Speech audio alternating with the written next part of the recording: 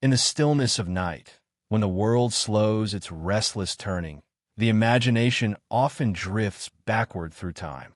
If one listens closely, it is possible to hear faint echoes of lives long vanished, their stories waiting like hidden embers beneath the ash of centuries.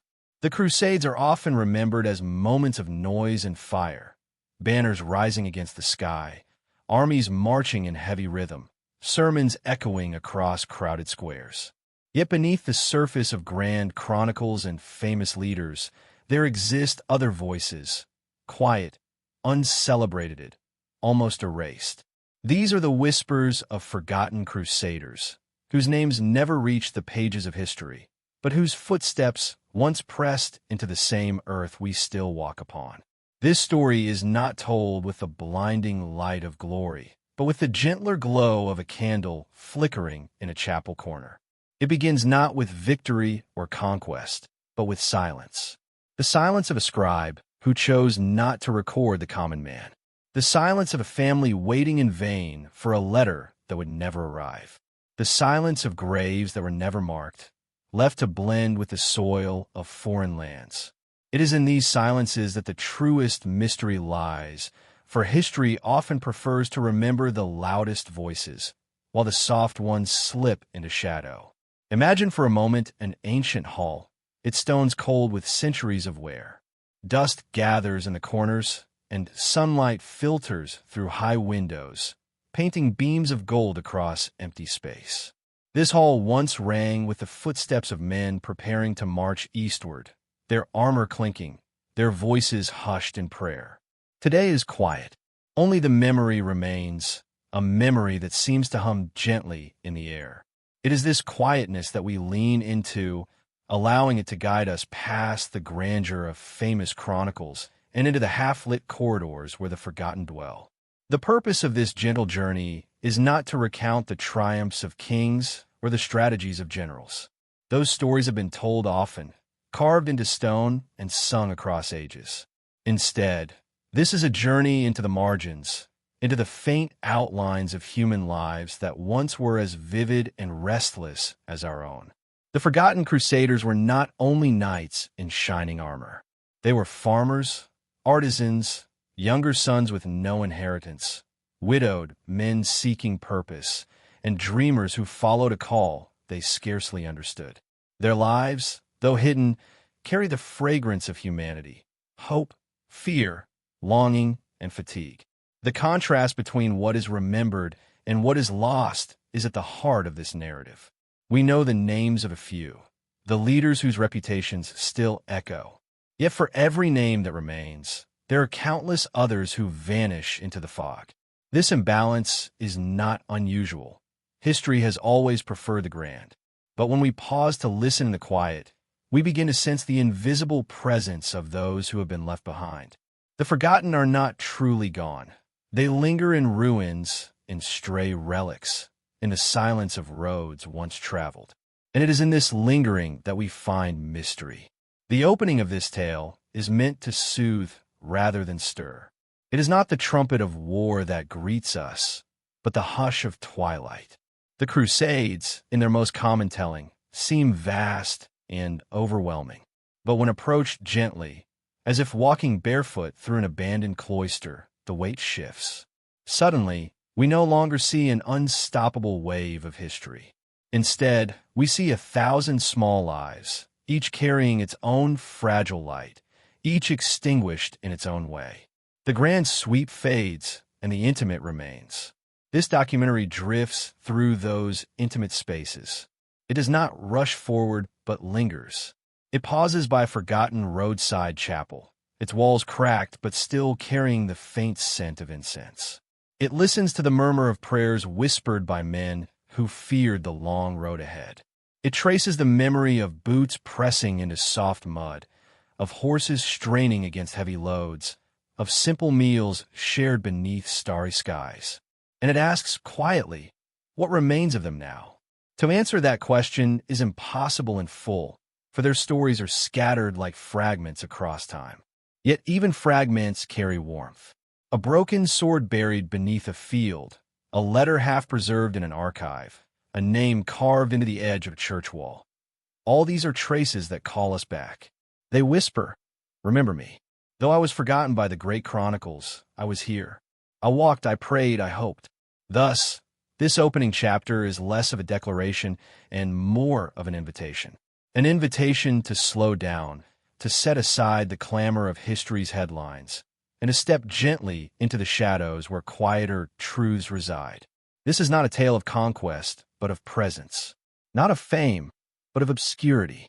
And in obscurity, there's a special kind of beauty, the beauty of the unseen, the overlooked, the nearly lost. As the candle flame flickers and the first whispers rise, we begin our journey with calm hearts and open ears. The forgotten Crusaders are waiting, not to dazzle us with feats of battle, but to remind us of something simpler, that every life, however small, leaves an echo. That echo drifts softly through time, ready to be heard again in the stillness of night. And so, with a gentle breath, we begin. Before the banners were raised, before voices cried out across crowded squares calling men to march eastward, there was another world, a quieter, humbler world. It was a Europe of the late 11th and 12th centuries, where fields stretched in patchwork across valleys, where the ringing of church bells marked the rhythm of daily life, and where most men and women thought first of the harvest, of survival, of the small circle of family and faith. It is from this soil that the Crusaders emerged, not as mythic figures of shining armor, but as ordinary people who one day found themselves called towards something extraordinary. In the villages, life was simple and unadorned. Wooden houses leaned against one another for shelter, their thatched roofs weathered by rain and snow. Children ran barefoot across muddy lanes, chasing chickens or carrying water from the well. Women spun wool, kneaded bread, and tended to small gardens of herbs, while men bent their backs over fields, coaxing grain from reluctant earth. Hunger was a familiar guest in many homes, and disease visited without warning. Yet within this routine, faith provided a rhythm that offered meaning. Morning prayers, Sunday masses, the flicker of candles before an altar. These were the small rituals that shaped lives and gave order to days that might otherwise have seemed uncertain. Into this setting came the distant stirrings of a call. At first it was only rumor, carried from one monastery to the next, from wandering preachers to listening crowds. Tales of holy places, of pilgrims attacked on the roads to Jerusalem, of sacred lands in need of rescue. In taverns and marketplaces, these whispers spread, mingling with the laughter of merchants and the creak of wagons. For most villagers, the Holy Land was little more than a dream, a name carried on the wind. Few could imagine deserts stretching endlessly or cities filled with towers unlike their own. Yet when the message came from pulpit and square alike, it carried a power that reached even the most ordinary hearts. The Grand Chronicles often remember the declarations of popes and kings, men whose voices could command armies. But beneath those voices were the countless ears that listened, the plowman who paused in his field, the blacksmith who rested his hammer, the shepherd who looked up from his flock. For them, the crusade was not a matter of political strategy, but of faith, hope, and perhaps even desperation. To take the cross was not only to march toward Jerusalem. It was to step out of the known world of fields and seasons into something larger, something that promised both danger and redemption. Yet the choice was rarely simple. For some, it meant leaving behind families who depended on their labor. A husband who marched eastward left a wife to tend fields alone, children to grow without a father. For others, it was the chance to escape debts, to seek fortune, or to gain land in far-off places. The motivations were as varied as the men themselves: piety, curiosity, poverty, ambition. Some left reluctantly, pressed by lords or bound by vows. Others left with eagerness, imagining miracles ahead. History records the movement as a wave, but in truth it was countless individual decisions, each one a flicker of uncertainty beneath the larger current. Consider the second sons of noble families. In a world where inheritance often passed to the eldest, many young men found themselves with little to call their own. The crusade offered them not only spiritual merit, but also the hope of land, wealth, or recognition. At the same time, consider the peasants, who had nothing but their faith and their hunger. For them, the idea of marching to holy lands was almost unimaginable. Yet some did, carried forward by the belief that in sacrifice they might find eternal reward. Between the noble halls and the village huts, a strange unity emerged, a shared sense that the call was larger than any one life. In monasteries, the atmosphere was different. Monks copied manuscripts by candlelight, whispering prayers over each page. To them, the Crusades carried both hope and sorrow. Some saw the chance for Christian unity. Others feared the violence that would inevitably follow. Yet even within those cloisters, the idea spread like a tide.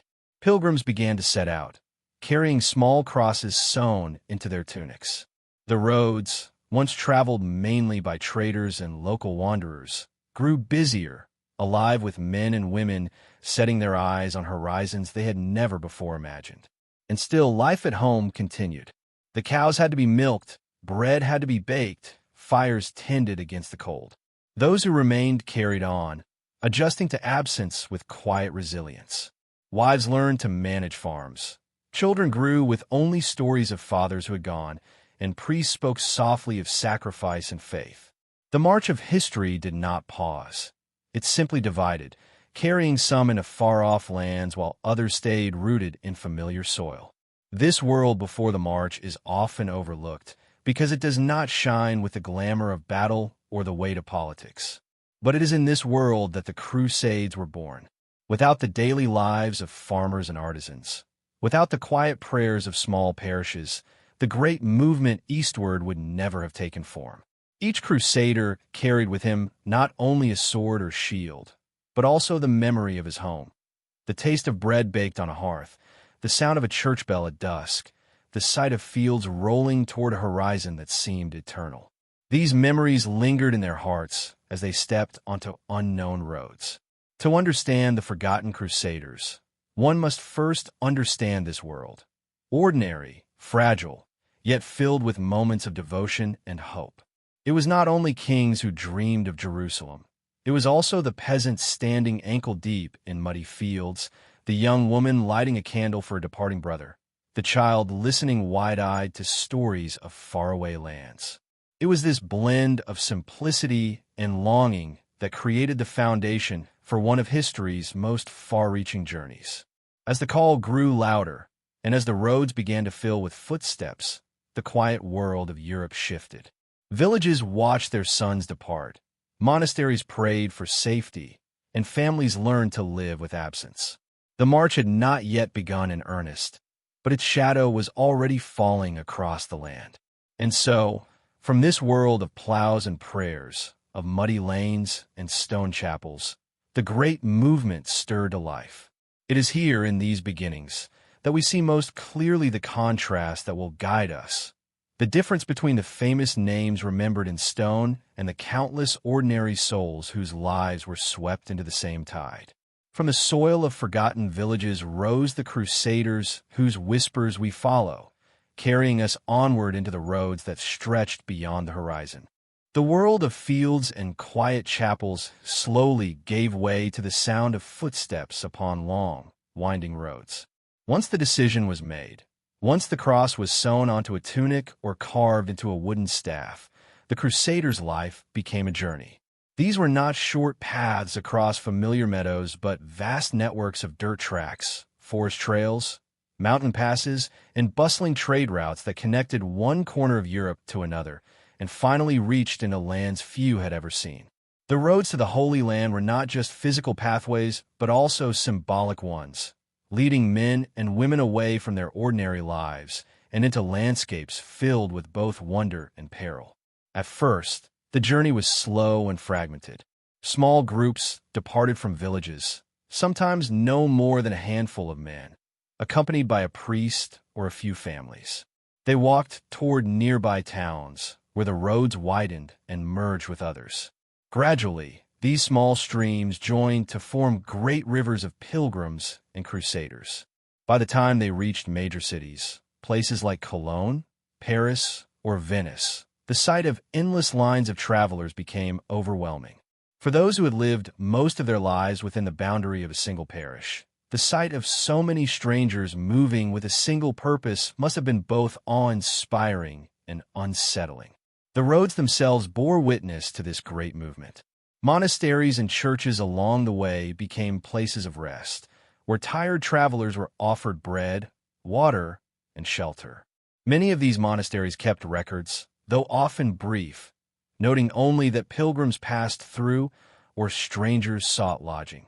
These brief remarks, though lacking detail, are some of the few surviving traces of forgotten crusaders.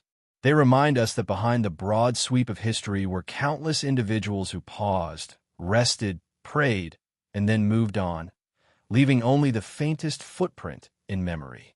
Crossing rivers was often one of the great challenges of the road.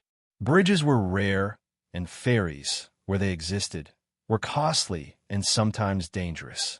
Many groups forded shallow places, sometimes losing carts, supplies, or even lives in the attempt. Yet for each danger, there was also beauty. Imagine the reflection of torches on river water at night, or the sound of hundreds of voices singing hymns as they crossed together, lifting courage against the uncertainty of what lay ahead. These journeys were not merely practical passages, but deeply spiritual ones, where every hardship was framed as part of the greater sacrifice. Markets along the way were equally important. Crusaders required food, clothing, and replacement tools, and these gatherings became vibrant places of exchange. Merchants who might never have seen such crowds before found themselves selling to men from far-off lands, hearing strange accents, and catching rumors of destinations they could only dream of. In these markets, cultures began to brush against one another, setting the stage for the encounters that would later define the Crusades. But many such markets left no permanent mark. The temporary meeting of lives dissolved as the pilgrims moved on, leaving behind only the memory of dust and coins.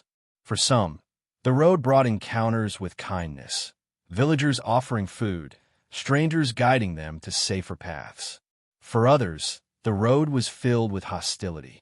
There were places where crusaders were viewed not as holy pilgrims, but as burdens or even threats, consuming resources and disrupting the delicate balance of local life.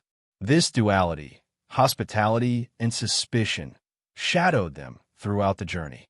Each step forward was uncertain, reminding us that even within Christendom, unity was not as seamless as chronicles sometimes suggest. As the road stretched further, the landscapes changed. Forests gave way to open plains, mountains loomed with treacherous paths, and finally, the great ports of the Mediterranean came into view. Venice, Genoa, and Marseille became gateways, where land gave way to sea. For many crusaders, this was their first glimpse of vast waters stretching into endless horizons. Ships, unfamiliar and daunting, carried them away from the known world into one that seemed like a dream. Some never made it aboard, lost to illness, delay, or poverty.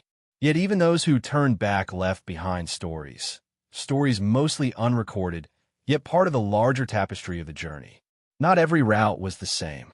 Some went by land through Hungary and Byzantium, passing through Constantinople with wide eyes at its towering walls and golden domes.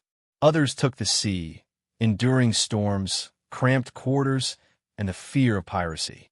Each route carried its own mixture of danger and wonder, and each route claimed its share of forgotten lives. For every leader who passed triumphantly through Constantinople's gates, there were countless unknown men who faltered on mountain passes, perished in storms, or vanished in villages whose names no longer appear on maps. And yet, despite the hardships, there was always a sense of momentum. Each step taken, each road behind them, brought them closer to lands spoken of with awe and reverence. The Holy Land was more than a place. It was a promise, shimmering always just beyond the horizon. That promise kept weary feet moving, kept prayers rising into the cold night air, kept communities of strangers bound together on roads stretching further than they had ever traveled. These roads were not only traveled once. They became arteries of memory, carrying echoes long after the Crusaders themselves had passed. Some chapels built along the way still stand, worn and weathered, their walls whispering of prayers once spoken within. Some villages retain faint legends of Crusaders who stopped to rest, stories half remembered and half invented. Most traces, however, are gone, washed away by rain, covered by forests, or built over by modern towns. What remains is a mystery, a sense that beneath every stone path and country road lies the possibility that forgotten feet once passed this way. In reflecting upon these journeys, we find a delicate balance between the known and the unknown. We can trace the major routes, mark the grand cities, and point to the ports where ships departed. But beyond those certainties lies the greater mystery, the innumerable small steps, the ordinary days of walking, the nameless voices singing hymns against the night. It is there, in those countless unseen moments, that the true story of the roads to the Holy Land resides. They were not simply paths across geography, but bridges across lives, bridges that carried ordinary men into history, even if history chose not to remember them. And so, the roads themselves become characters in our story, worn with use, lined with hardship, touched by both hope and despair. They guided thousands eastward.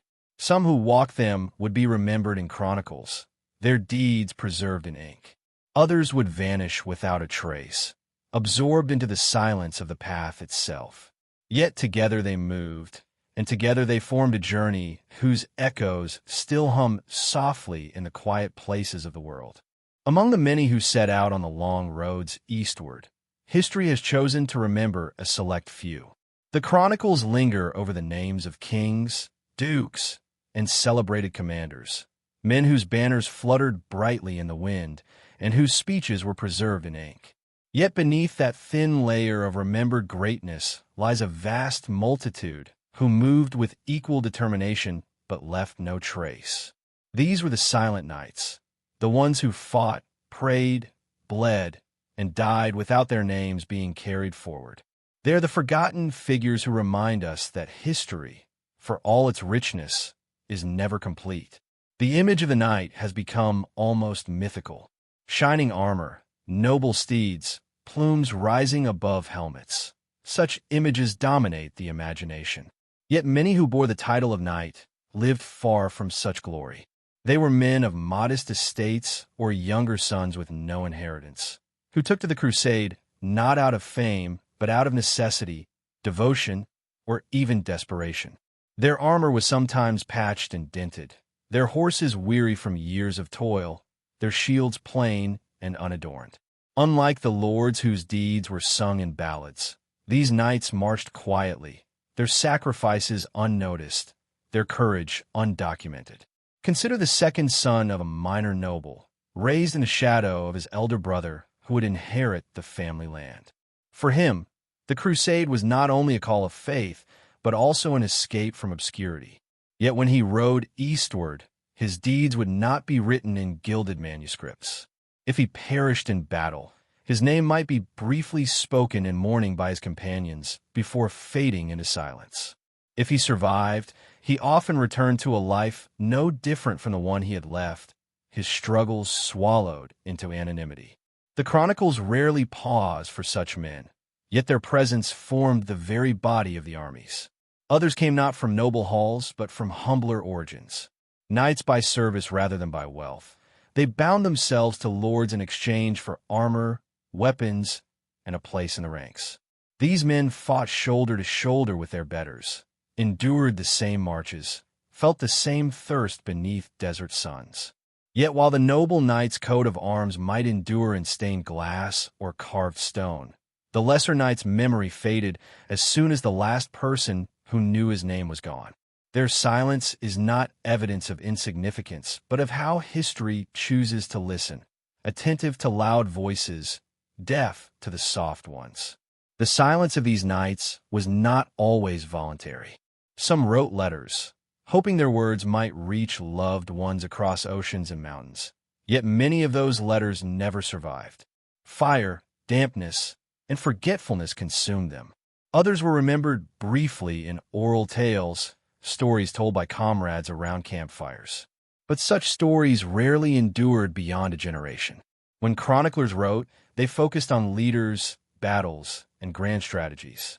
The man who died bravely at the edge of the shield wall, unknown to all but his immediate companions, was left out, his courage folded into the vast anonymity of the Crusaders.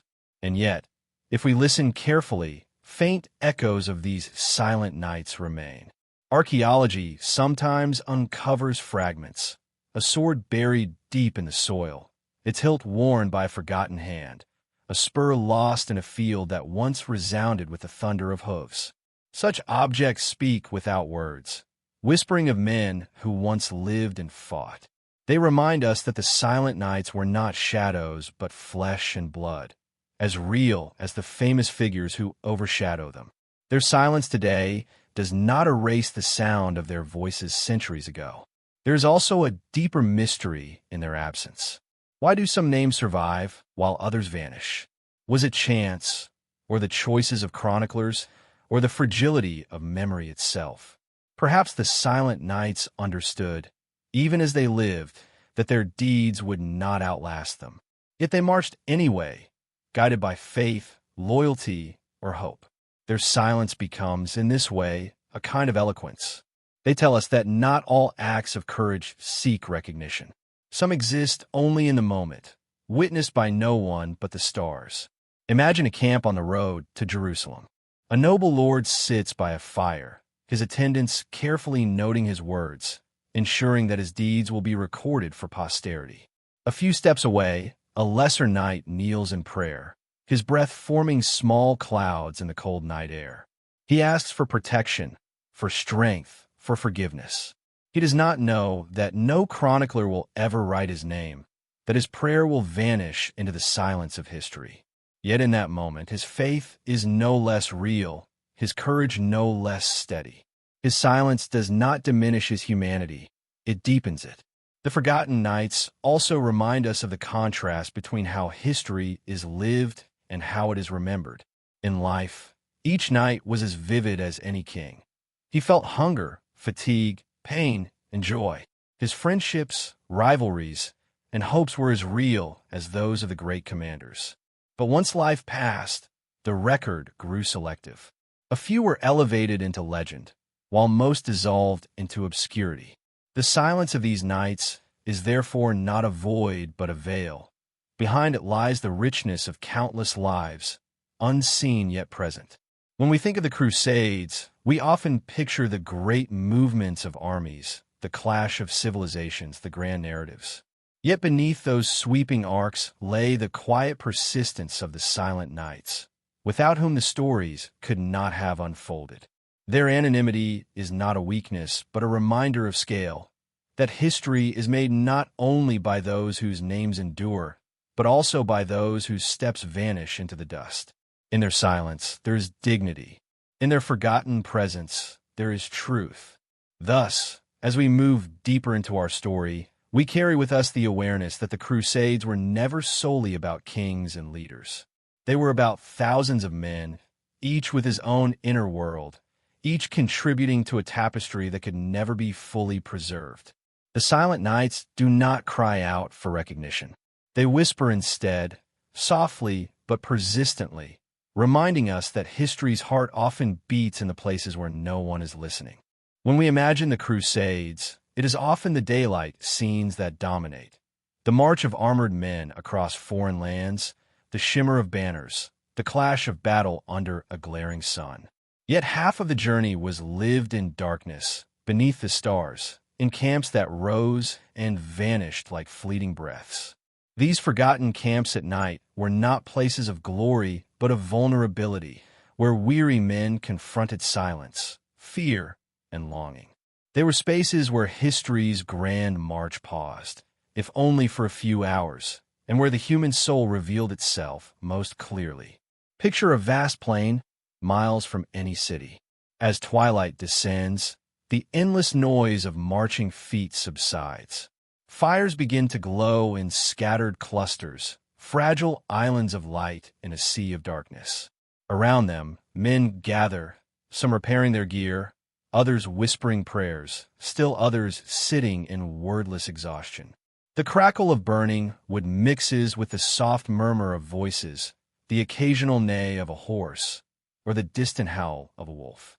Beyond the fragile circle of firelight lies the unknown, deserts, forests, mountains, and the silent suspicion that unseen eyes may be watching. These camps were temporary sanctuaries, fragile worlds of their own, erected each evening only to be abandoned at dawn. In such moments, the grandeur of the crusade shrank into something deeply personal. A knight might sit polishing a blade, not out of ceremony, but because the motion steadied his hands, giving rhythm to thoughts that otherwise might drift toward despair. A young squire, too tired to eat, might fall asleep curled against a pack of supplies, dreaming of a home he might never see again. Priests wandered through the tents, offering blessings, hearing confessions, or leading small groups in prayer by candlelight. For many, these nightly rituals were lifelines, fragile threads binding them to faith and hope amid the vast unknown. The camps were also places where fear grew heavy. In daylight, men could take comfort in the strength of their numbers and the clarity of movement. At night, however, the boundaries of safety blurred. The silence outside the campfires seemed alive, filled with the possibility of ambush or betrayal. Every snapping twig might herald danger. Every shifting shadow might conceal an enemy. Guards kept their posts with tense alertness, staring into the blackness, ears straining for sounds that could not always be trusted. For them, each hour stretched painfully long, and the relief of dawn was not only physical but spiritual, like a small resurrection from the death-like silence of night. And yet, these camps were not only about fear and weariness. They also contained moments of rare tenderness and humanity. Companions shared bread or traded stories, some recounting the tales of their villages or the mischief of their childhoods. Laughter sometimes broke out, unexpected and brief, like sparks leaping from a fire. In such moments, the Crusaders remembered themselves not only as soldiers, but as men, brothers, and friends. These small bonds gave strength that no sword could provide, for they reminded each man that he was not entirely alone in the darkness. The forgotten camps were also places of dreaming. Men slept on rough ground, wrapped in cloaks, or lay beneath the open sky. Dreams came easily, sometimes vivid with visions of family, lovers, or children far away. Others dreamt of Jerusalem, of golden domes gleaming in sunlight, an image fed by sermons and stories that painted the city as both earthly prize and heavenly promise. And there were darker dreams too, visions of death, of wandering without end, of shadows pressing close. The night did not only heal, it unsettled, forcing men to face what daylight allowed them to suppress. These nightly pauses also shaped the rhythm of the crusade itself. Without such camps, the armies could not have endured. Here they rested, tended wounds, and shared food. Yet because the camps were never meant to last, they were always on the edge of forgetting. Few chroniclers wrote of them, for what glory was there in describing men shivering by a fire or sharing stale bread? And so these countless nights passed silently into oblivion, as though they had never existed. Yet without them, no army would have survived to reach its destination. The mystery of the forgotten camps is not only in their invisibility to history, but in what they reveal about the fragility of the human condition. Each camp was a reminder that even in the midst of epic movements, men required warmth, food, and rest. They were warriors by day, but vulnerable by night, bound to the same basic needs as every human who ever lived. Their struggle between exhaustion and vigilance, fear and faith, is timeless, echoing in every soldier's camp across the centuries. Imagine, for a moment, walking through one of these camps. The ground is uneven, scattered with hastily pitched tents. You pass a group huddled around a small fire, the light flickering on their tired faces. A priest murmurs Latin verses, his hands raised over a kneeling soldier. A pair of boys, squires, exchange whispers, sharing what little food they have tucked away. At the edge of the camp, a man sharpens his blade, though his eyes are fixed not on the steel but on the stars above, searching for some kind of meaning in their cold brilliance. Everywhere you look, you see both vulnerability and resilience, the unspoken tension of men caught between survival and faith. And then dawn comes. Fires are extinguished, tents pulled down, horses saddled. Within an hour, the camp that had been alive with flickering light, soft voices, and fragile hopes has disappeared. The plain lies empty again, as though nothing had ever happened. Only faint impressions in the earth remain, footprints, ashes, discarded scraps, quickly swallowed by wind and rain. The memory of the camp survives only in the hearts of those who lived it, and when they too vanish, the night is forgotten entirely.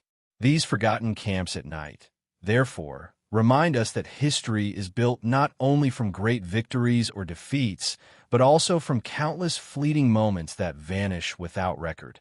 They were the breath between battles, the silence between shouts, the darkness that allowed light to matter.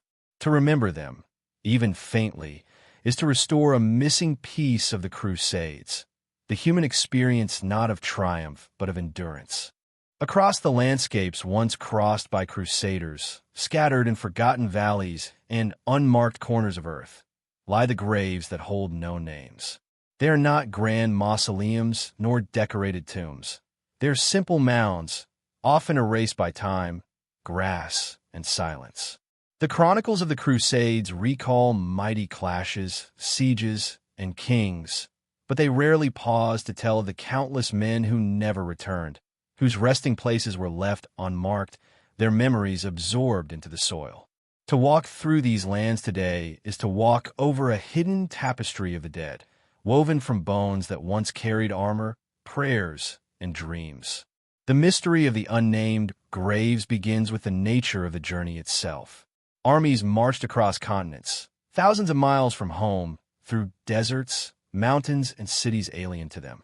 Death came not only in battle, but in quieter, crueler ways. Disease swept through camps like an invisible fire, cutting men down faster than swords. Hunger hollowed out faces and made bones sharp against skin. Exhaustion sapped the will to fight, and wounds left untended turned fatal in days. Many died far from the eyes of their commanders, slipping into silence without a witness. When their bodies fell, they were buried quickly, if at all, with little ceremony. The march could not wait. The road demanded progress, and memory was sacrificed for survival. Imagine a small burial at dawn. The camp is stirring, fires are being put out, horses are being saddled. A few men gather on the edge of the field, where their companion lies wrapped in a cloak. There is no time for stone markers, no time for careful words.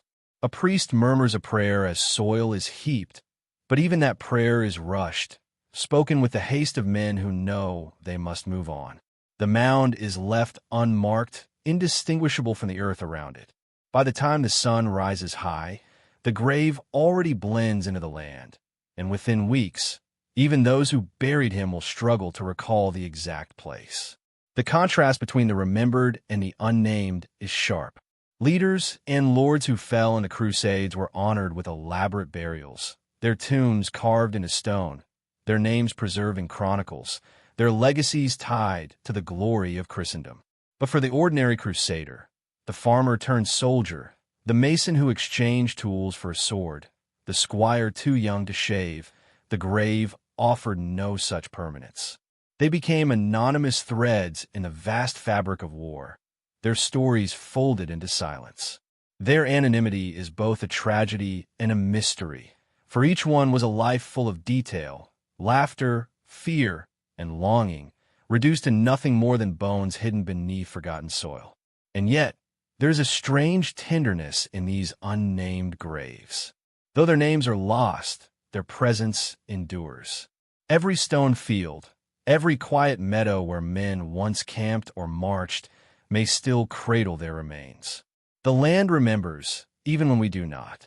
Some archaeologists, digging centuries later, uncover fragments, rusted buckles, worn teeth, splinters of bone, and in those fragments lies a whisper of the forgotten. These discoveries remind us that though history chose silence, the earth holds its own memory. It is worth imagining the lives of those who became part of this nameless multitude. Perhaps one was a young man from a village in Burgundy, who left behind a family that waited years for his return. Perhaps another was a father of 3 from England, who joined the march believing he would protect his loved ones through holy service. Perhaps another still was a man who did not fully believe in the cause, but followed a lord out of duty. Each carried a private story, a set of choices and relationships, yet all were swallowed into the anonymity of death on foreign soil. Their graves tell us that history is not only about remembered greatness, but also about forgotten humanity. The mystery deepens when we realize how many must have been lost this way. Chroniclers mention great battles where thousands perished, yet only a handful of names survive. If thousands died, then thousands of graves remain, unmarked and unremembered. They stretch across the Levant, hidden beneath fields, villages, and forgotten roads. How many lives vanish this way? How many echoes remain unheard simply because the silence of anonymity grew too thick? There's also a spiritual weight to these unnamed burials. For Crusaders, death was not just the end of the body, but a test of the soul. To die on crusade was, according to preachers of the time, a direct path to salvation. But how must it have felt to be buried without record, without a name, without the prayers of family or the remembrance of community? Did these men still believe they would be remembered by God, even if forgotten by man? Their faith, untested by history's pen, lingers as another layer of mystery. And yet, these nameless graves do not only speak of loss, they also invite reflection.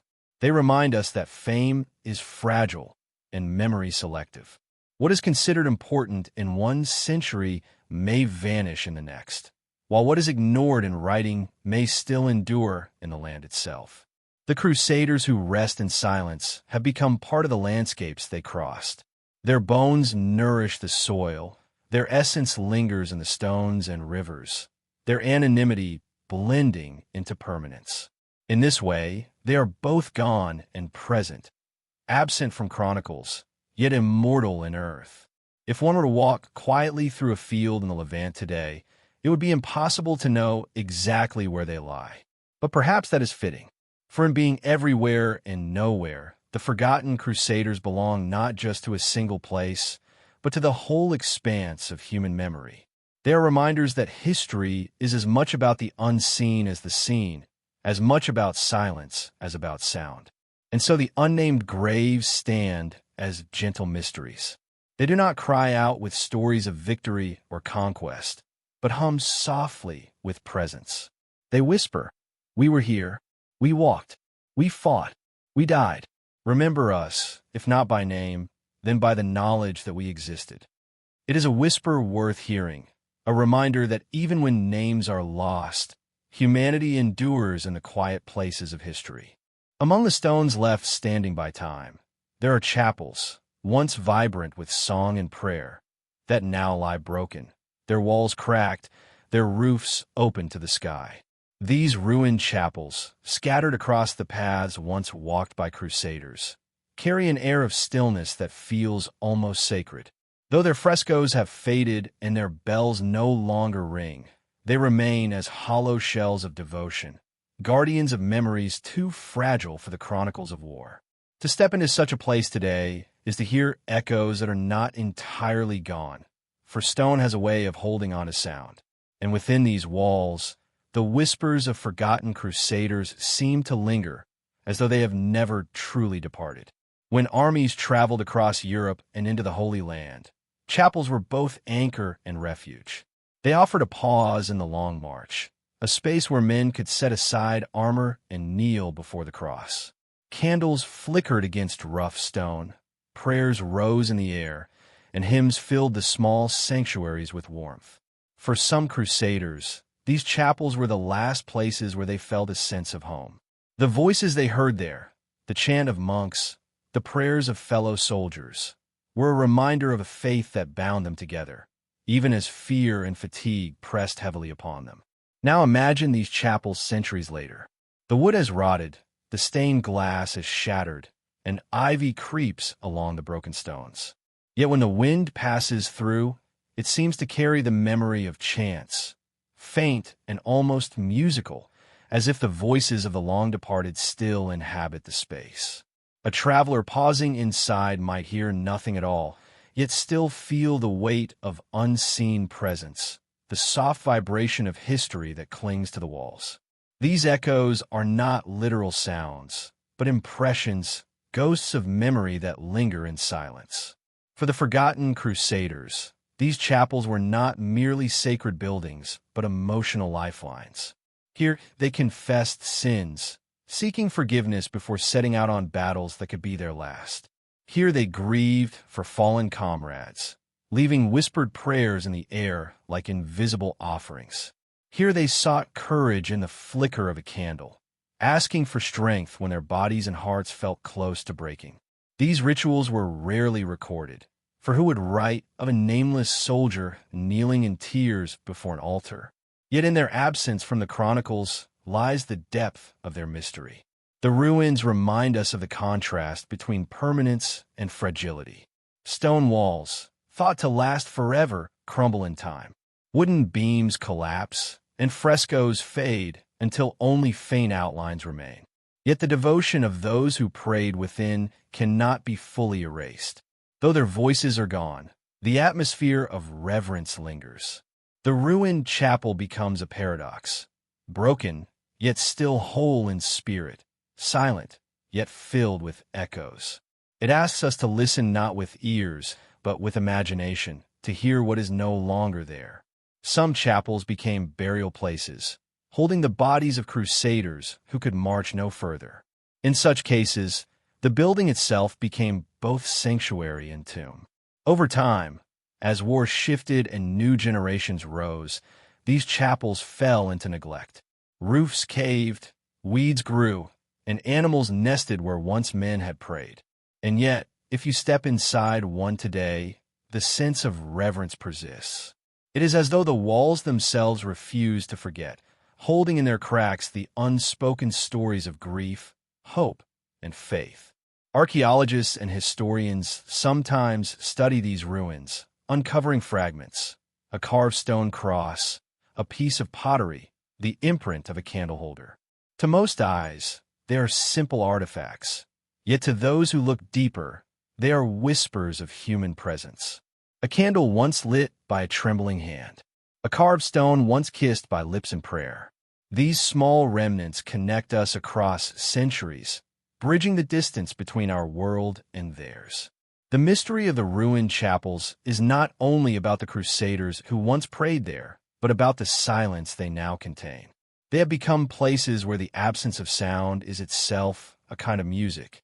Standing in one, you may hear the wind through broken arches, the call of birds through open roofs, or the drip of rain echoing in hollow corners. Each sound is both natural and otherworldly, reminding us of the passage of time. And in between those sounds lies a deeper quiet, the echo of what once was. In this way, the ruined chapels act as vessels of memory. They do not tell stories directly, as books or chronicles do, but they invite us to imagine. They allow us to feel the weight of forgotten lives, the prayers of men who knew they might never return home, the songs that rose at dawn as armies prepared for battle. The echoes are not about exact details, but about presence, the simple reminder that once in this very place, human voices rose together in hope. And so, when we think of the forgotten Crusaders, we must remember not only their graves or their marches, but the chapels where their souls sought shelter. These ruins, still standing in quiet landscapes, hold the essence of their devotion. They are fragments of history that speak not with clarity, but with suggestion, like whispers carried on the wind. To step into a ruined chapel is to be reminded that memory lives not only in words, but in spaces, and that sometimes the most powerful echoes come not from what is recorded, but from what is left unsaid. In every great movement of history, words have traveled alongside men. Letters written, prayers whispered, messages carried across uncertain distances. The Crusades were no different. Alongside swords and shields, men carried parchment, ink, and quills. They wrote to loved ones left behind, to lords awaiting news, to churches seeking blessing, or simply to themselves, recording thoughts in fragile pages of memory. Yet most of these words have vanished. Time has burned them away with fire, scattered them with wind, or allowed ink to fade until it is unreadable. What remains are fragments, incomplete sentences that hint at a vast ocean of voices now drowned in silence. These lost letters and vanished words form one of the quietest mysteries of the Crusades, a reminder that the most human parts of history are often the least preserved. Imagine a crusader seated in a dim tent, the flicker of a candle casting shadows on rough cloth. He pulls out a scrap of parchment, perhaps one saved carefully from his limited supplies. With a quill, he begins to write, haltingly, awkwardly, for writing was not a skill every man mastered. His words are not of conquest or glory. They are simpler, a message to a wife asking her to pray for him, a note to a brother promising return, or a confession of fear to a friend. These words, fragile as the parchment they were written on, carried weight heavier than any sword. They were lifelines across distance, attempts to remain human in a world of hardship and war.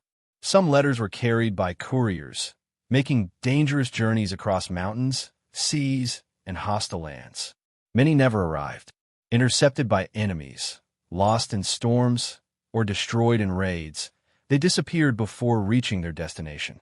Others might have made it home, only to be tucked into chests or pressed into family Bibles, later consumed by fire, mildew, or neglect. And countless letters were never sent at all. Written in moments of solitude, they may have remained in packs or pockets until their owners fell in battle, after which they were scattered into the dirt. What could these words have told us, had they survived? There are rare examples of preserved letters from the crusading period, and they provide haunting glimpses. In them, we hear voices that are not of kings or chroniclers, but of ordinary men and women. They speak of longing, of the difficulty of distance, of the desire to remain remembered. Some are filled with hope, describing visions of the Holy Land as a place of promise. Others are soaked in despair, confessing doubts about the cause or exhaustion from endless marching. These few that remain show us what has been lost, the texture of human thought, the intimacy of emotion that official histories cannot capture. The contrast is striking. Chronicles thunder with tales of sieges and triumphs, but letters whisper of hunger, homesickness, and faith that faltered in the dark. The chronicles tell us how cities fell, but letters tell us how one man missed the voice of his child, how another feared his soul was not pure enough for salvation. In their loss, we are left with imbalance. History that knows the movement of armies but not the tremors of individual hearts. The vanished words remind us that without such voices, our picture of the Crusades is incomplete. Consider, too, the prayers whispered but never written. Countless crusaders prayed aloud or in silence, words rising to heaven, unrecorded, unheard by anyone except themselves. These prayers, too, have vanished, yet they carried the weight of entire lives. They may have been desperate pleas for survival, quiet confessions of doubt, or hopeful requests for the safety of families far away.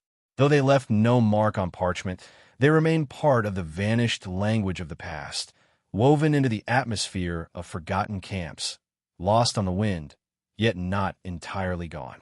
There is also the question of stories untold. Some crusaders must have wished to write memoirs, to leave accounts of their experiences, but lacked the means. Others may have told their stories aloud to fellow soldiers around fires, words carried on breath that dissolved into night air. Every story not written, every letter not sent, Every phrase left unfinished adds to the great silence that surrounds the forgotten Crusaders. This silence itself becomes a kind of text, unreadable but deeply present, like a book whose pages have been erased, yet whose weight remains in the hand. To reflect on these lost words is to realize how fragile communication has always been. A letter could mean everything to the one who received it, yet to history, it is only as strong as the material it was written on. Ink fades, parchment crumbles, fire consumes. And so the voices of thousands who walked and fought, prayed and hoped, are now gone, leaving us only to imagine their thoughts. Perhaps that imagination is part of the mystery's gift. For in filling the silence with our own reflection, we begin to understand the depth of what was lost. The vanished words also remind us of our own fragility. What we say and write feels lasting in the moment, yet time proves otherwise. Just as the Crusaders' letters faded into nothing, so too may our own words, if not carefully preserved. The difference is that we live in an age of endless record, while they lived in one where parchment was scarce, ink precious, and literacy rare. Their words were treasures, yet they could vanish in a heartbeat. And so, when we think of the forgotten Crusaders, it is not enough to picture only their battles or their graves. We must imagine the words they tried to leave behind, the letters never delivered, the prayers never recorded, the confessions swallowed by silence. These are the softest echoes of all, and perhaps the most haunting. They remind us that history is not only what is spoken loudly, but also what is whispered and lost. In the stillness of night, when one reads the few surviving fragments, it feels as though the Crusaders are reaching out across centuries, their voices trembling but not entirely gone. We may not know their names, nor their fates, but in the faded ink of a half-preserved letter, we glimpse their humanity. And in the silence of the many more that have vanished, we sense the vast sea of memory that will forever remain hidden. When memory fades, silence takes its place. Yet silence is never truly empty. It invites imagination to fill the void. From the countless forgotten Crusaders, whose names were erased and whose words disappeared, legends began to grow. Stories took root in villages and towns, whispered by widows, sung by minstrels, or shaped by monks who wished to make sense of loss. These legends did not always tell the truth. Often, they blurred fact and dream. But in that blurring, something enduring emerged. The nameless became mythic, their absence transformed into presence through tales that lingered long after bodies had crumbled into dust. Imagine a widow in a small French village. Her husband marched east and never returned. No letter came, no messenger brought word of his fate. At first, she waited, then prayed, then finally accepted silence. But neighbors asked what had happened. Children needed answers, and so a story began.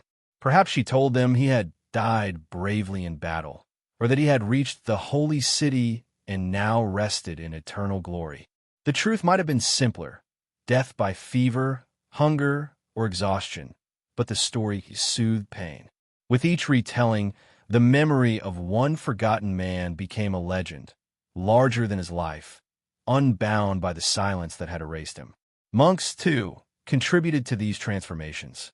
In monasteries across Europe, chroniclers wrote of miracles said to accompany crusaders, of visions seen on the battlefield, of divine lights guiding soldiers through darkness, of voices from heaven heard in moments of despair.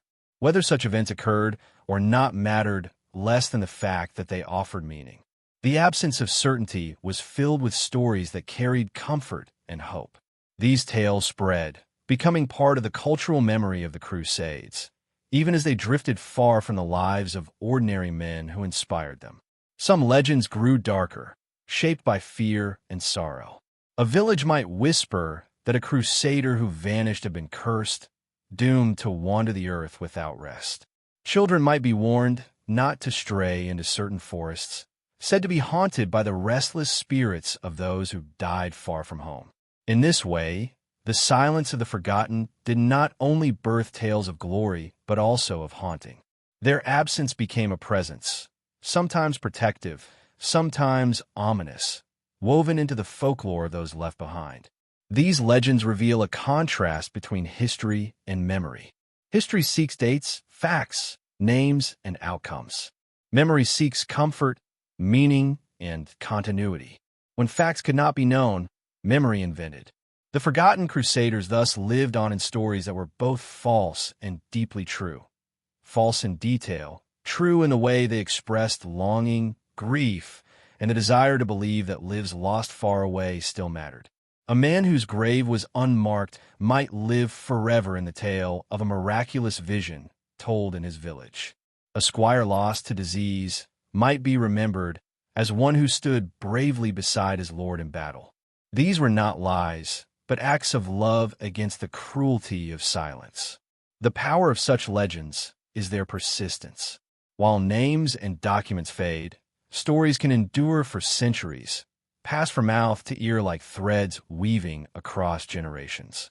A mother tells her child, who tells her grandchild, and in time the story drifts so far from its origin that the man at its center is unrecognizable. Yet still, he is remembered, if not for who he was, then for what he came to represent: courage, devotion, sacrifice, or sometimes simply mystery. There's also beauty in how these legends transformed grief into poetry. Ballads were composed of crusaders who died in distant lands, their words sung by traveling musicians who never knew them. Churches carved reliefs of nameless warriors standing beside saints, blending the human with the divine. Pilgrims recounted visions of crusaders aiding them on roads or appearing in dreams. Whether or not these things happened, they carried an emotional truth. The Forgotten Crusaders were not entirely forgotten. They had become something else, woven into the mythic fabric of their time. But within the legends lies a shadow. To turn men into myth is also to lose them as men. Their laughter, their hunger, their fear, their private words, all dissolve when transformed into symbols. The balance between remembrance and erasure becomes delicate. Legends gave meaning, but they also obscured reality, leaving us today unsure where truth ends and imagination begins. This tension itself is a mystery. Do we honor the forgotten better by trying to recover their true lives, or by acknowledging the myths that allowed their memory to survive? To stand in the present and look back is to see both fragments of reality surrounded by clouds of legend. Each unmarked grave, each lost letter, each ruined chapel has its echo and story. Together, they form a tapestry woven as much from silence as from sound. The Forgotten Crusaders, absent from history, became immortal in myth. Their silence birthed legends, and those legends still whisper across centuries, half light, half shadow, inviting us to listen with both skepticism and wonder. Faith can be both a lantern and a burden. For the Crusaders who set out with banners high and prayers on their lips, faith was the compass guiding them through hardship, hunger, and loss. Yet as months turned into years, and the promised victories gave way to confusion, disease, and defeat, doubts began to creep in. The Forgotten Crusaders lived at this fragile threshold where belief and despair collided. Their story is not only of battles fought on foreign soil, but also of battles waged within their own hearts. To walk at the crossroads of faith and doubt was to live with questions that had no easy answers, questions that would echo long after their names were lost. Imagine a soldier standing on a hillside at dusk, watching the sun sink behind the distant mountains. He has marched for weeks, his feet blistered, his rations thin. He has heard sermons proclaiming that he fights for the will of God. Yet he has also seen comrades fall in the mud, their bodies left for scavengers. In his silence, he wonders, is this truly a holy cause, or is it human pride wrapped in sacred words? He does not speak this aloud, for doubt is dangerous, but within him the question lingers. It is in this private space, unrecorded by chroniclers, that the story of faith and doubt takes its deepest root. For some, faith grew brighter the darker the world became. A knight who saw his brother fall might cling even more tightly to prayer, believing that the sacrifice had meaning beyond comprehension. The harder the road, the greater the need to trust that God's hand still guided the path. To them, doubt was a temptation to be resisted, a shadow that could lead them astray. Their words, preserved in fragments of letters or monastic writings, remind us that many found solace and strength in belief, using it as a shield against despair. But for others, the silence of unanswered prayers became unbearable. They had been promised blessings, victory, or at least the comfort of divine presence. Yet the battlefield often offered only confusion, the march only hunger, the sea only storms. In this silence, faith was tested, and many faltered. Chroniclers rarely recorded such struggles directly, but the gaps in the record, the absence of voices, suggest a story left untold. Men who doubted quietly, who questioned whether their journey had meaning, who may have wondered if the God they serve had turned his face away. This conflict between devotion and doubt shaped not only the Crusaders themselves, but the communities they left behind. Families heard conflicting reports. One story spoke of miraculous visions, another of shameful retreats. A widow might believe her husband had died a martyr's death, while neighbors whispered that perhaps he had simply fallen ill or abandoned the cause. The tension between faith and doubt stretched across borders, shaping not only individuals but entire societies that struggled to reconcile the ideals of holy war with the harsh realities of human suffering. It is worth remembering that doubt itself can be a form of faith. To question is not always to reject, but to search for deeper meaning. Some crusaders, faced with silence, may have found in doubt a pathway to a more profound understanding of their beliefs. Their struggle at the crossroads was not a failure, but a human response to the mystery of existence. In this way, the Forgotten Crusaders embody a universal truth, that belief is rarely pure, rarely without shadow, and that true devotion often emerges not in certainty, but in wrestling with uncertainty. As centuries passed, this interplay of faith and doubt seeped into the stories told about them. Saints were celebrated for their unwavering trust, while tales of cursed knights who lost their way in the East warned of the dangers of doubt.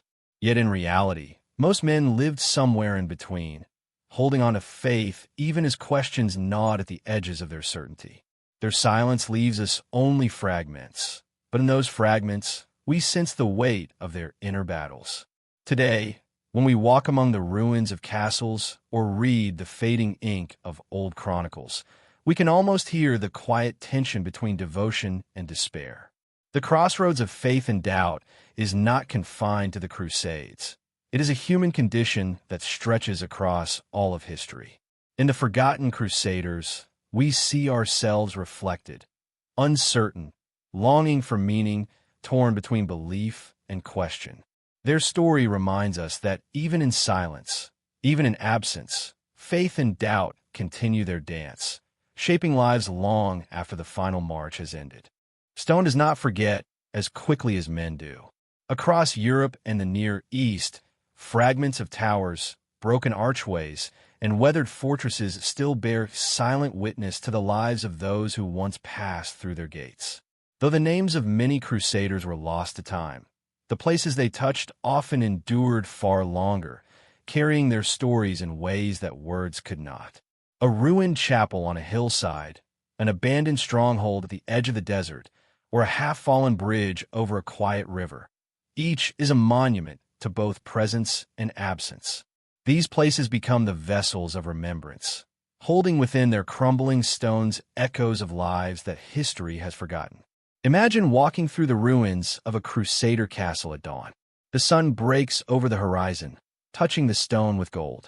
Birds perch in the empty arrow slits. Grass grows where soldiers once kept watch. The silence is profound, yet it feels inhabited. Here, men once gathered, prayed, ate their meals, and dreamed of returning home. Their voices are gone, but the shape of their world remains, etched into stone and earth. In this way, ruins act as memory made visible, a reminder that while individuals fade, the traces of their existence endure, waiting for us to notice. Some ruins carry stories that blend fact and legend. A half-collapsed church in southern France may be said to have been founded by returning Crusaders, its stones blessed with soil brought from the Holy Land. Whether true or not, such beliefs reveal how people sought to connect their present lives with the memory of absent fathers, brothers, or sons. Similarly, in the Levant, desert fortresses stand as stark reminders of ambition and struggle. Their very survival across centuries suggests resilience, though the men who built them are nameless shadows lost in history's silence. Ruins are not only remnants of architecture, they're also sites of imagination. To stand among them is to feel the weight of centuries, to sense presences unseen. Visitors often describe a strange quiet, as if the stones themselves remember. The historian may search for inscriptions, carvings, or buried artifacts, but the poet finds meaning in the gaps, in the missing roof, the broken wall, the silence that lingers where voices once rang out. In this way, ruins become mirrors, reflecting both the past and the longing of those who stand before them. Remembrance takes many forms beyond stone. Villages still hold processions said to honor the dead crusaders of their ancestors. Songs once sung in taverns drifted into oral tradition, their words shifting across generations, yet always carrying echoes of departure, loss, and faint hope of return.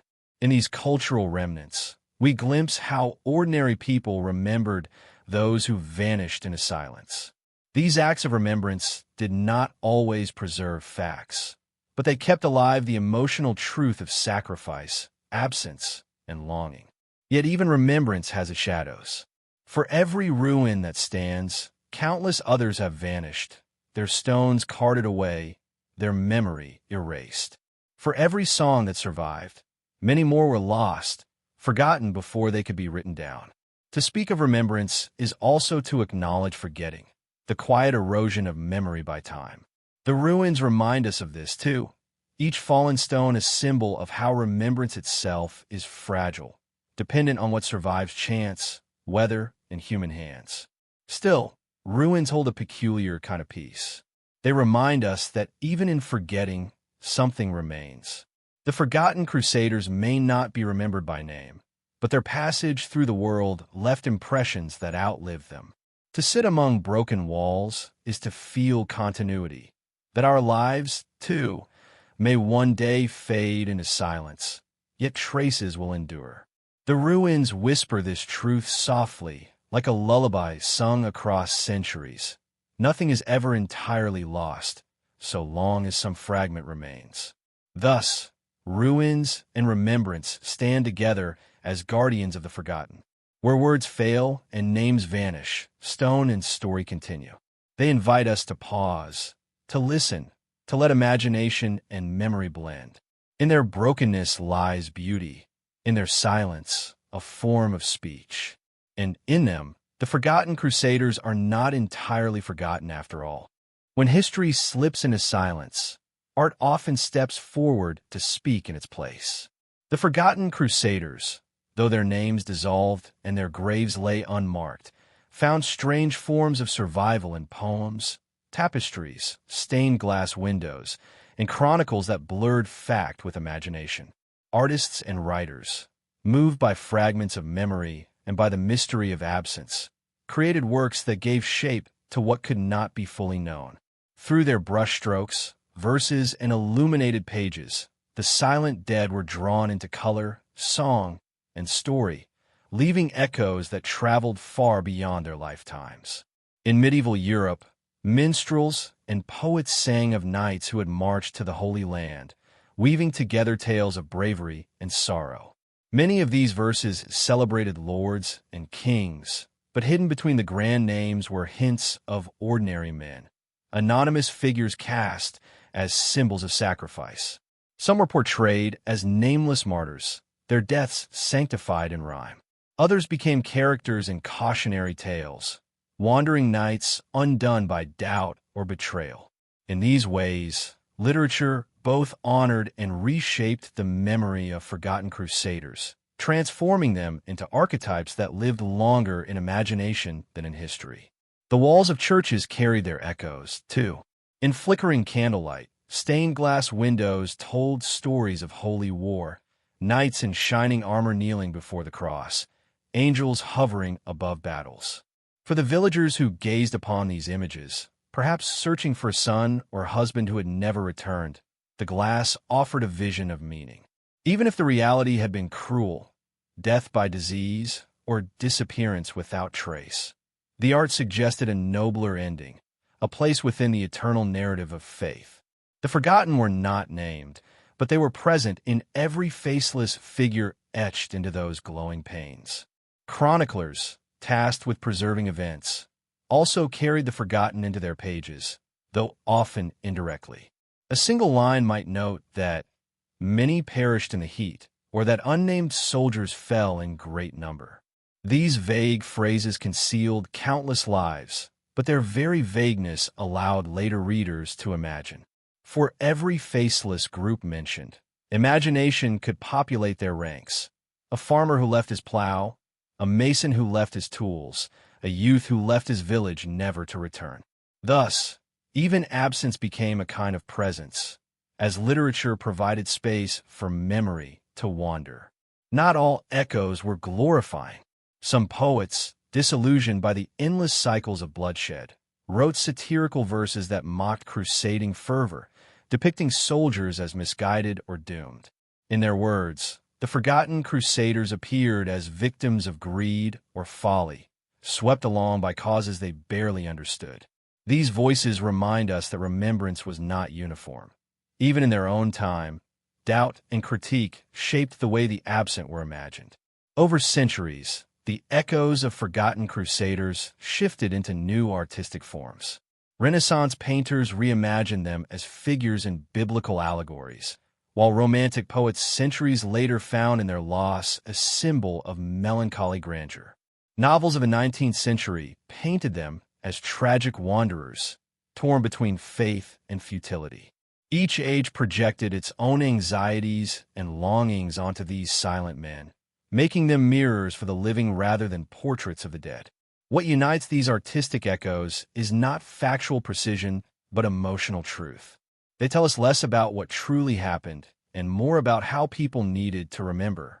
Art and literature preserve the forgotten crusaders not as individuals, but as symbols of sacrifice, of longing, of mystery. They became characters in a grand narrative that reached beyond the limits of time and fact, kept alive not by stone inscriptions or careful archives, but by the human need to tell stories. In this way, the forgotten crusaders remind us of the paradox of memory, that sometimes it is imagination, not accuracy, that ensures survival. They live still in glowing windows, in fading manuscripts, in songs half remembered, in novels centuries removed from their reality. Though they were forgotten by history, art and literature gave them voices that continue to whisper, soft and enduring, across the silence of time. Mystery has a way of surviving longer than certainty. Facts may fade, records may be lost, and names may crumble into dust, but questions endure. The forgotten crusaders became more than individuals.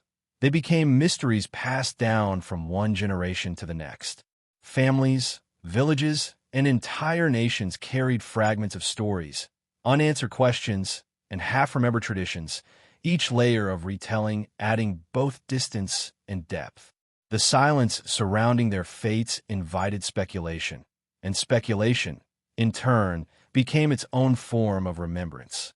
In villages across Europe, children once asked their elders why a father, an uncle, or a brother never came home. The elders, lacking answers, spoke instead impossibilities. He rests in holy soil, one might say, or he wanders still, searching for the city of God. These words did not clarify, but deepen the mystery.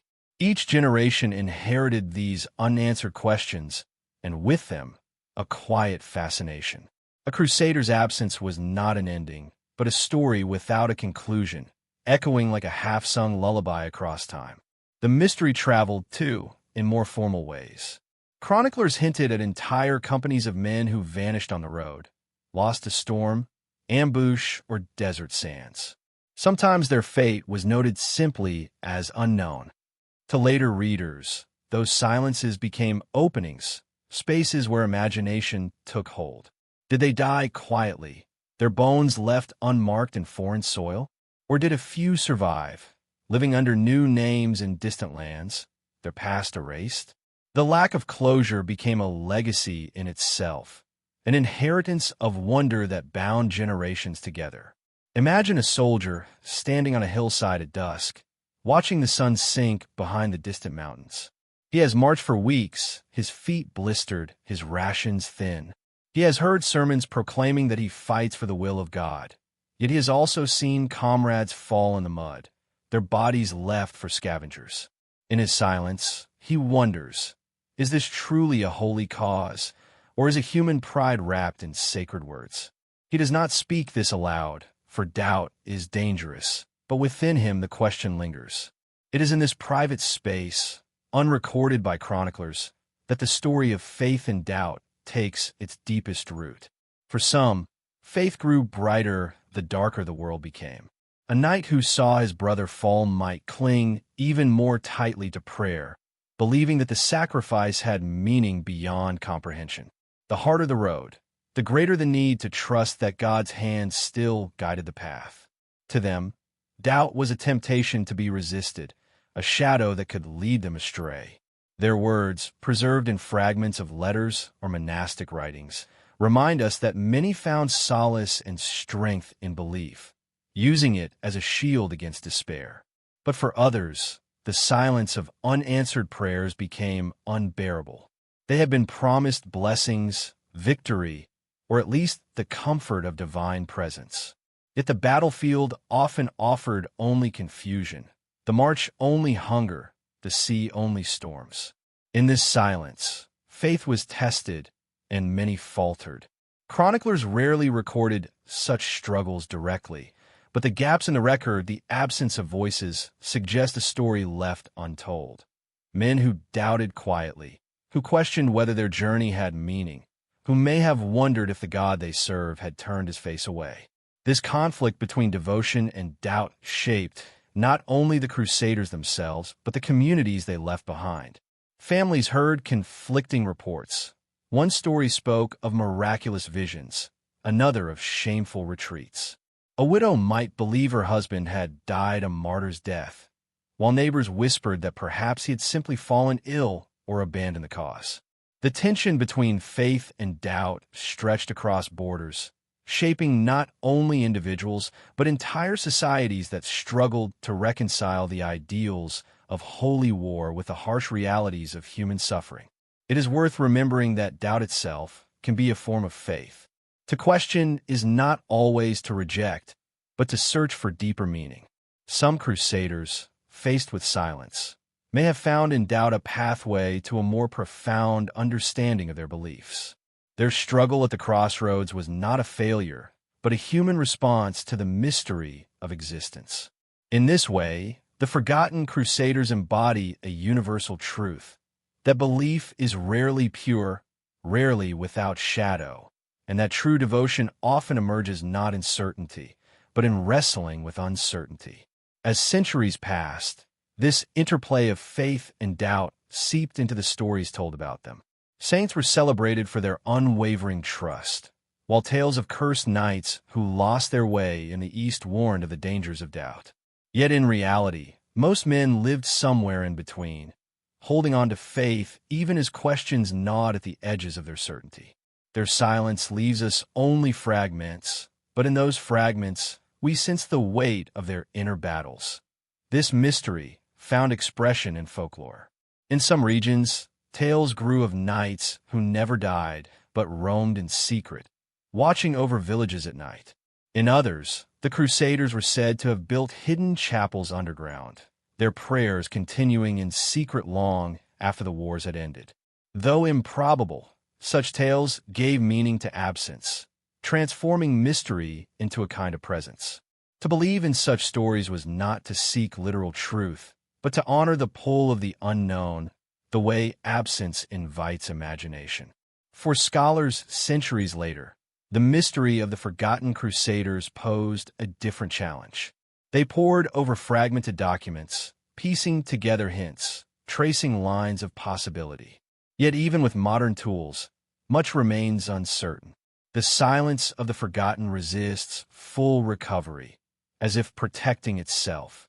For every clue unearthed, more questions appear, reminding us that history is as much about what we cannot know as about what we can. The mystery becomes a teacher, humbling us with its vastness. What makes the mystery enduring is its universality. Each generation, in facing its own losses and silences, finds resonance in the unanswered stories of the past. Parents waiting for soldiers who never return, communities puzzled by absence, children inheriting tales without endings. These experiences are not confined to the Crusades. They are part of the human condition. The forgotten Crusaders thus serve as a mirror, their mystery echoing across time because it speaks to questions that remain alive within us all. The mystery across generations is not emptiness but continuity. It binds the past and the present, reminding us that forgetting is never complete and remembering is never whole. The unanswered questions of the forgotten Crusaders do not close with silence. They open into wonder. And so their presence lingers, not as certainty, but as mystery that travels like a soft current through the centuries, carrying with it both sorrow and fascination, doubt and hope. History, like a great and ancient body, drifts into sleep. Some parts remain vivid, illuminated by chronicles, inscriptions, and monuments. Others grow dim, slipping into shadow until only faint outlines are left. And then there are those chapters, like the Stories of Forgotten Crusaders, that sink so deeply into the slumber of history that they seem lost entirely. Yet sleep is not the same as death. In sleep, things linger, half hidden, half alive, waiting to be stirred by curiosity or imagination. The forgotten Crusaders rest in this sleep of history, not gone, not fully present, but suspended in a timeless silence. To think of their lives as a dream within history's sleep is to recognize both beauty and sorrow. These men walked, fought, prayed, despaired, and hoped as vividly as any of us. They felt hunger in their bellies, thirst in their throats, longing for home in their hearts. Yet time has drawn its veil, softening their edges until they exist only as shadows. They are dream figures now, drifting in history's twilight, remembered not for who they were, but for what they represent. Imagine a widow in a small French village. Her husband marched east and never returned. No letter came, no messenger brought word of his fate. At first, she waited, then prayed, then finally accepted silence. But neighbors asked what had happened, children needed answers, and so a story began. Perhaps she told them he had died bravely in battle, or that he had reached the holy city and now rested in eternal glory. The truth might have been simpler, death by fever, hunger, or exhaustion, but the story soothed pain. With each retelling, the memory of one forgotten man became a legend, larger than his life, unbound by the silence that had erased him. Monks, too, contributed to these transformations. In monasteries across Europe, chroniclers wrote of miracles said to accompany crusaders, of visions seen on the battlefield, of divine lights guiding soldiers through darkness, of voices from heaven heard in moments of despair. Whether such events occurred or not mattered less than the fact that they offered meaning. The absence of certainty was filled with stories that carried comfort and hope. These tales spread, becoming part of the cultural memory of the Crusades, even as they drifted far from the lives of ordinary men who inspired them. Some legends grew darker, shaped by fear and sorrow. A village might whisper that a crusader who vanished had been cursed, doomed to wander the earth without rest. Children might be warned not to stray into certain forests, said to be haunted by the restless spirits of those who died far from home. In this way, the silence of the forgotten did not only birth tales of glory, but also of haunting. Their absence became a presence, sometimes protective, sometimes ominous, woven into the folklore of those left behind. These legends reveal a contrast between history and memory. History seeks dates, facts, names, and outcomes. Memory seeks comfort, meaning, and continuity. When facts cannot be known, memory invented. The forgotten Crusaders thus lived on in stories that were both false and deeply true. False in detail, true in the way they expressed longing, grief, and the desire to believe that lives lost far away still mattered. A man whose grave was unmarked might live forever in the tale of a miraculous vision told in his village. A squire lost to disease might be remembered as one who stood bravely beside his lord in battle. These were not lies, but acts of love against the cruelty of silence. The power of such legends is their persistence. While names and documents fade, stories can endure for centuries, pass from mouth to ear like threads weaving across generations. A mother tells her child, who tells her grandchild, and in time the story drifts so far from its origin that the man at its center is unrecognizable. Yet still, he is remembered, if not for who he was, then for what he came to represent. Courage, devotion, sacrifice, or sometimes simply mystery. There's also beauty in how these legends transformed grief into poetry. Ballads were composed of crusaders who died in distant lands, their words sung by traveling musicians who never knew them. Churches carved reliefs of nameless warriors standing beside saints, blending the human with the divine.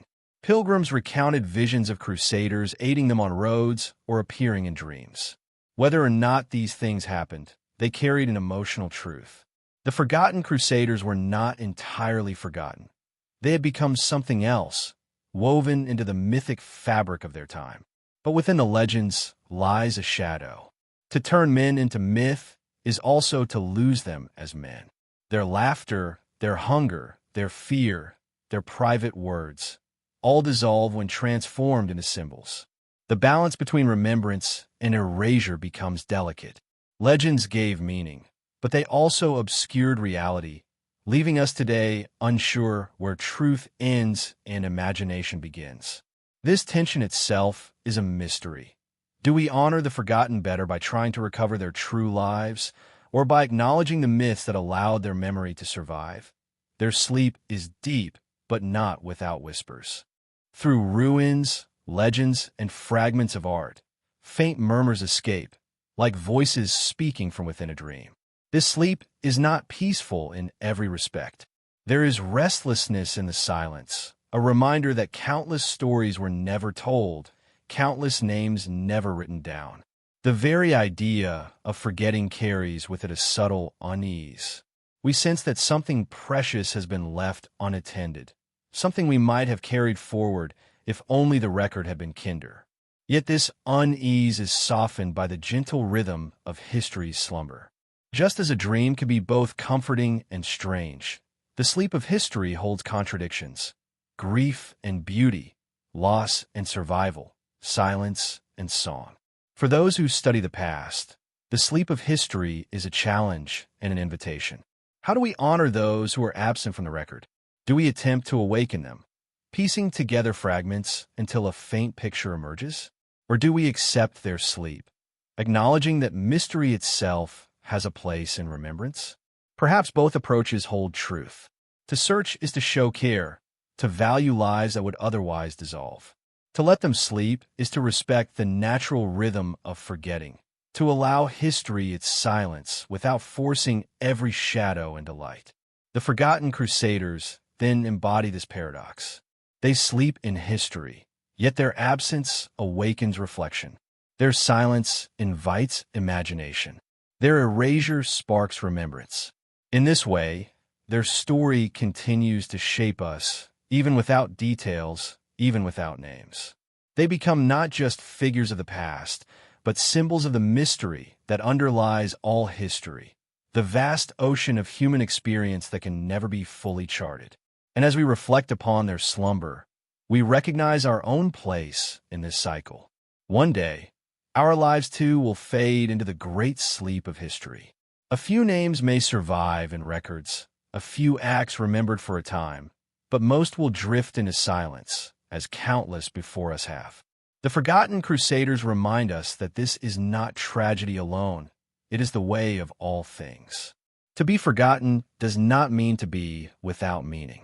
Just as dreams shape the sleeper, the lives of the forgotten continue to shape the world quietly, unseen, like a current flowing beneath the surface. The sleep of history, then, is gentle. It allows time to soften sharp edges, to transform sorrow into story, absence into wonder.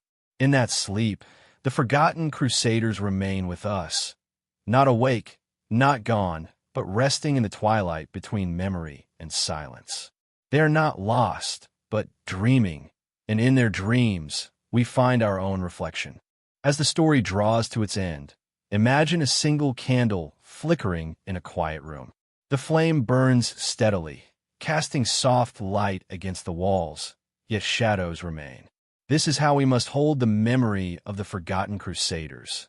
Light enough to see fragments of their journey, but never the full picture. Their lives are veiled in silence, their names erased by time, and yet they are not entirely gone. They linger, like the faint warmth of a candle, even after the flame is blown out. In these long hours we have walked beside them. Through their departures, their battles, their doubts, their legends, their ruins, and their art. We have traced their silence, and we have listened for the whispers that echo across centuries. What we found was not certainty, but something gentler, a recognition that even the most forgotten lives leave marks on the world. A stone laid in a chapel wall, a song half remembered, a myth told by the fireside. These small things carry the presence of countless unseen souls. The contrast is what makes their memory powerful. History speaks in numbers and dates. Some ruins carry stories that blend fact and legend. A half-collapsed church in southern France may be said to have been founded by returning crusaders, its stones blessed with soil brought from the Holy Land. Whether true or not, such beliefs reveal how people sought to connect their present lives with the memory of absent fathers, brothers, or sons.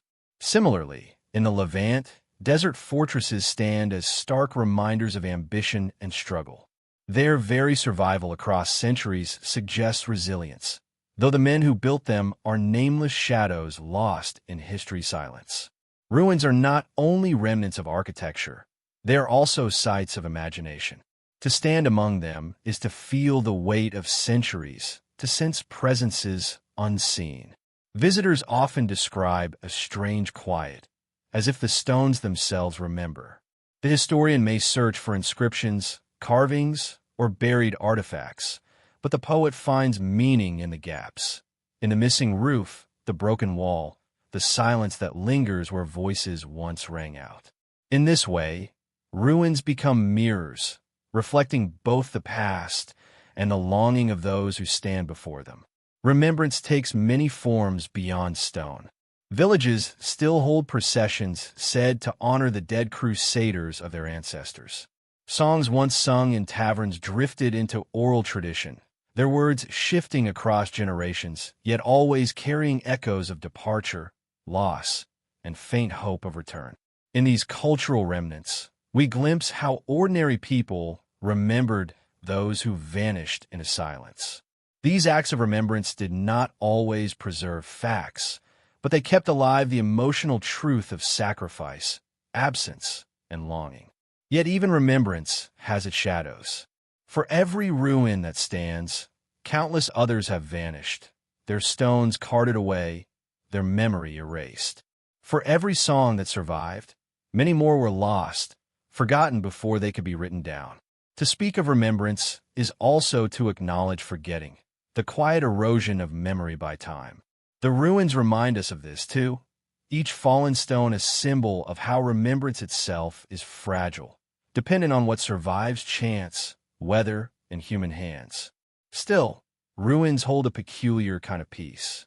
They remind us that even in forgetting, something remains. The forgotten Crusaders may not be remembered by name, but their passage through the world left impressions that outlived them. To sit among broken walls is to feel continuity, that our lives, too, may one day fade into silence, yet traces will endure. The ruins whisper this truth softly, like a lullaby sung across centuries. Nothing is ever entirely lost, so long as some fragment remains. But mystery lingers in absence. Faith collides with doubt, legend with fact, silence with song. In this interplay, the forgotten Crusaders remain alive, not as individuals we can truly know, but as symbols of the human condition. They remind us that every life is fragile, that remembrance and forgetting are woven together, and that silence itself can be a form of storytelling. Now, as the candle burns low, we return to the present with quieter hearts. Perhaps, as you drift towards sleep, you may carry with you not the noise of battle or the weight of history, but the calm awareness that even forgotten lives are never fully lost. They flow through time in subtle ways, shaping the world invisibly, like roots beneath the soil.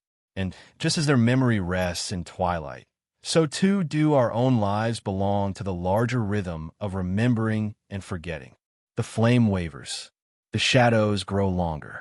The story of the forgotten Crusaders fades into silence, leaving only the gentle assurance that their presence endures in mystery.